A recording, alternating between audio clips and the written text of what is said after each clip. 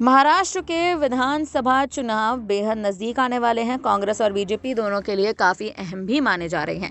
2019 के विधानसभा चुनावों में बीजेपी लगातार दूसरी बार सबसे बड़ी पार्टी बनकर उभरी थी। पार्टी ने 100 का आंकड़ा पार करते हुए 105 सीटें जीती थी। दूसरे नंबर पर उद्धव ठाकरे की अगुवाई वाली शिवसेना 56 सीटों पर थी।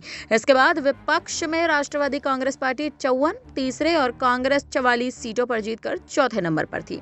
बीजेपी ने लोकसभा चुनाव में 23 से 9 सीटों पर आने के बाद सबसे बड़ी पार्टी बनाए रखने को लेकर तैयारियां शुरू कर दी हैं। लेकिन इसी बीच राज्य में सामने आए ताजा सर्वे का कहना है कि कांग्रेस नंबर 1 पार्टी बनकर इस बार उभर सकती है। सर्वे में महायुति को 115 से 128 सीटें मिलने का अनुमान व्यक्त किया गया है।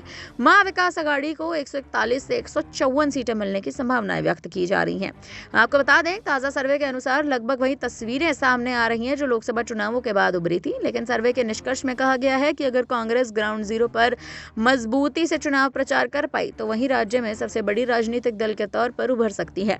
कांग्रेस पार्टी 2009 में सबसे बड़ी पार्टी बनकर उभरी थी। तब उसे 80 से 82 सीटों पर जीत हासिल की थी। लोकसभा सांसदों के हिसाब से देखें तो कांग्रेस के पास कुल 13 सांसद हैं। सांसदों की संख्या में उद्धव ठाकरे की अगुवाई वाली शिवसेना और बीजेपी बराबरी पर है।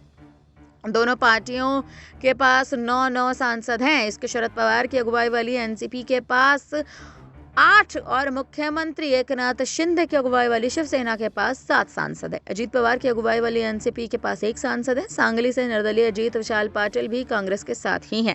आपको बता दें, ताजा सर्वेज में कहा गया है कि निष्कर्ष जो सामने आ रहे हैं उसी के तौर पर राजनीतिक हलकों में भी चर्चा है कि आखिर चुनावों में बीजेपी तीसरी बार लगातार 3 अंकों पर नहीं पहुंच पाएगी। महाराष्ट्र में विधानसभा चुनाव सुर्खियों में भी बने हुए हैं क्योंकि इस बार नाराजगी बताई जा रही है विपक्षी गठबंधन में। जी हां, आपको बता दें कि एमवीए गठबंधन में नाराजगी बताई जा रही है। कहीं ना कहीं उद्धव ठाकरे जो हैं वो एमवीए का साथ अभी छोड़ सकते हैं। लेकिन दूसरी ओर महाविकास अघाड़ी की स्थिति की बात कर ली जाए तो वो तो पहले ही खराब चल रही है। लेकिन दूसरी ओर अगर महायुति की बात कर ली जाए, यानी एकनाथ शिंदे की अगर बात कर ली जाए, तो लोकसभा चुनाव में प्रदर्शन के बाद एकनाथ शिंदे भी बाजी पलट सकते हैं।